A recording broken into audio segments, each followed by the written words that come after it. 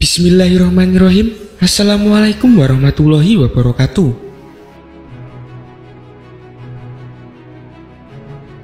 Salah satu tanda hari kiamat adalah turunnya Nabi Isa alaihi salam. Putra Maryam binti Imran ini turun ke bumi bertugas membunuh Dajjal yang menebar fitnah di muka bumi. Nabi Isa dipersiapkan Allah untuk melawan makhluk bermata satu tersebut di akhir zaman kelak. Sebelum kehadirannya, bumi akan porak-poranda karena ulah Dajjal. Kemudian Allah Subhanahu wa Ta'ala menurunkan Nabi Isa bersama dua malaikatnya di sebuah menara putih di timur Damaskus.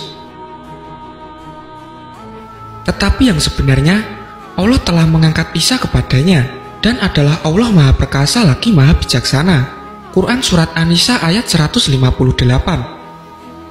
Ingatlah ketika Allah berfirman, "Hai Isa, sesungguhnya aku akan menyampaikan kamu kepada akhir ajalmu dan mengangkat kamu kepadaku." Quran Surat Ali Imran ayat 55. Namun kehadirannya masih menjadi misteri dan tidak bisa diprediksi. Namun Allah sudah memberikan kata kunci tersendiri terkait kapan Dia akan menurunkan Nabi Isa. Dalam Al-Quran, saat Dajjal sudah tidak dapat dikendalikan, Nabi Isa akan bersekutu dengan Imam Mahdi yang juga mati-matian berjuang untuk agama ini, yaitu agama Islam. Masa kehadiran Nabi Isa diawali dengan terjadinya perang dahsyat yang terjadi di akhir zaman, adalah perang Malmalah Kubro yang akan menjadi perang besar di antara dua perang yang akan terjadi. Perang ini akan terjadi setelah perang beruntun yang sudah terjadi sebelum-sebelumnya.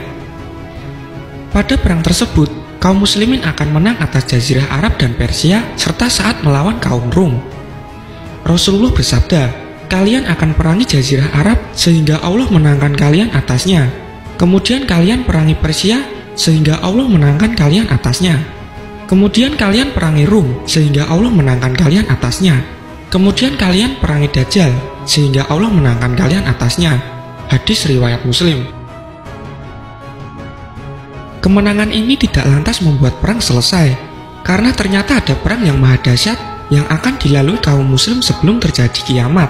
Perang itu disebut dengan Perang Armageddon. Sebenarnya ini bahasa Yunani, sementara Nabi Muhammad menyebutnya dengan Perang Kemuliaan yang melibatkan berbagai negara dari belahan dunia. Nantinya hanya akan ada dua golongan saja, yakni golongan kaum muslim yang dipimpin oleh Imam Mahdi dan golongan kafir yang akan dipimpin oleh Dajjal. Lalu di tengah huru-hara yang tercing, Allah Subhanahu wa Ta'ala menurunkan pertolongan, yakni dikedatangkan Nabi Isa alaihi salam. Isa akan turun di menara putih di timur Damaskus ketika menjelang fajar. Kemudian Isa masuk ke markas kaum muslimin dan ikut dalam barisan sholat subuh. Nabi Isa akan menjadi makmum dalam sholat yang dipimpin oleh Imam Mahdi. Sekelompok dari umatku akan tetap berperang dalam kebenaran secara terang-terangan sampai hari kiamat, sehingga turunlah Isa bin Maryam. Maka berkatalah pemimpin mereka Al-Mahdi, "Kemarilah dan imamilah salat kami." Ia menjawab, "Tidak, sesungguhnya sebagian kamu adalah sebagai pemimpin terhadap sebagian yang lain, sebagai suatu kemuliaan yang diberikan Allah kepada umat Islam." Hadis riwayat Muslim dan Ahmad.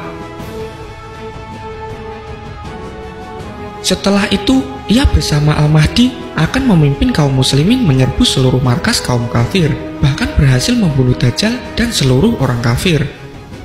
Ketika Allah telah mengutus Al-Masih ibnu Maryam, maka turunlah ia di menara putih di sebelah timur Damaskus dengan mengenakan dua buah pakaian yang dicelup dengan waras dan yakfaran, dan kedua telapak tangannya diletakkan di sayap dua malaikat.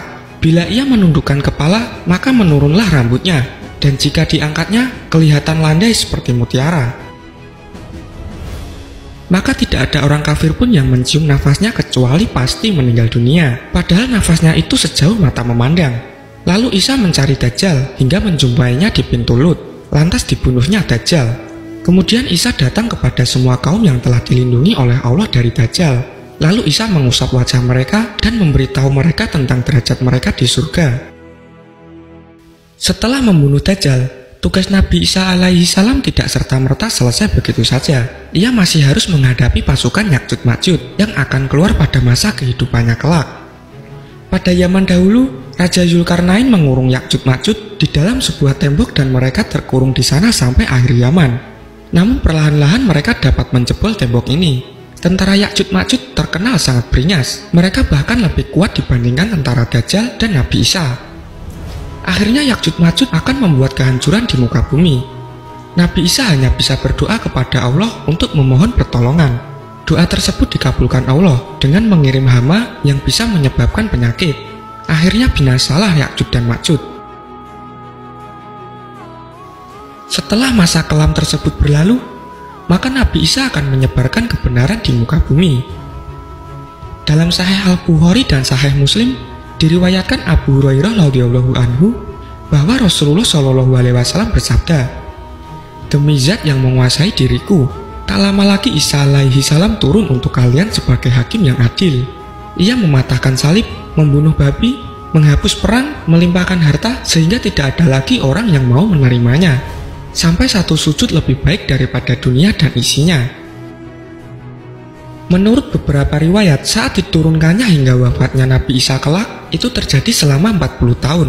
Dan kehadiran Isa ini merupakan salah satu tanda-tanda terjadinya kiamat kubro atau kiamat besar.